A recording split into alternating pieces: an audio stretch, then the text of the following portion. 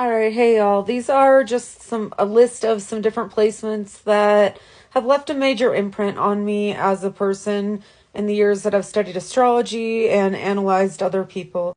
Pluto in the first house is fucking scary. I mean, Pluto's scary no matter what, but Pluto in the first house is like you're going to live like multiple identities and you're going to transform even if it's in like very scary ways. The individual that I knew that had Pluto in the first house, like multiple near unaliving experiences, a lot of, I feel like, a lot of disgruntled energy in regards to the self.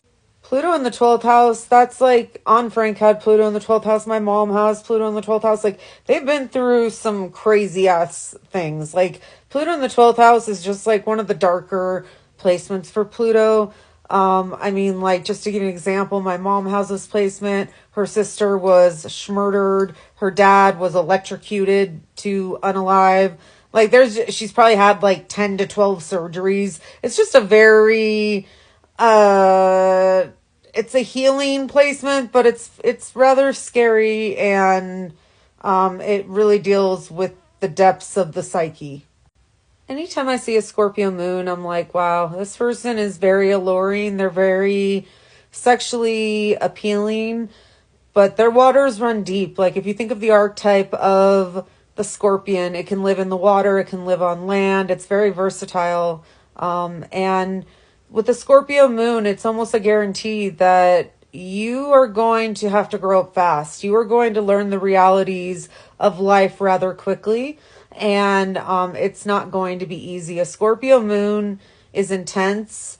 They will be super loyal to you, but first they're going to figure out how you can betray them, and if you will.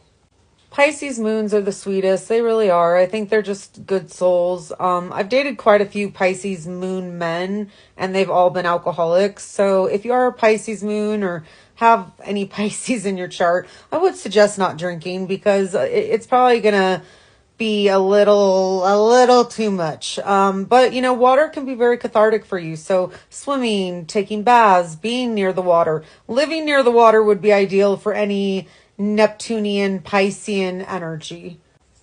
Aries moons are crazy. And I mean, they just have, you know, like they have this energy of where they could be completely fine one moment and just all of a sudden their head's spinning around and you're talking to the devil.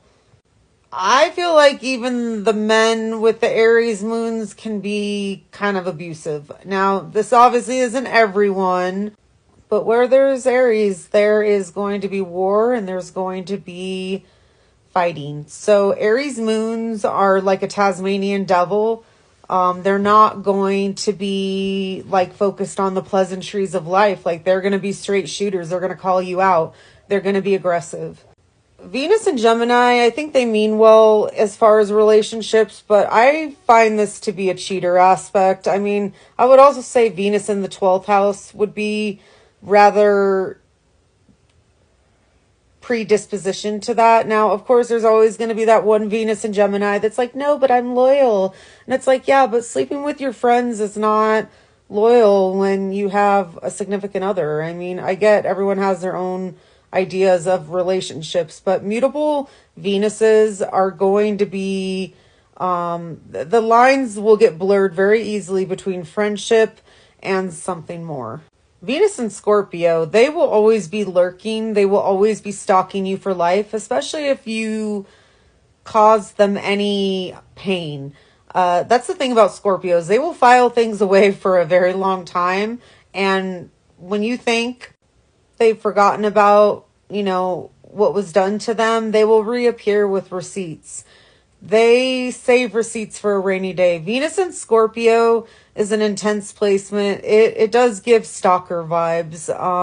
And it gives the vibes of, if you harm me, I'm going to make you pay. It may not be today, it may not be tomorrow, but that's part of the fun because you'll never know when it's going to be.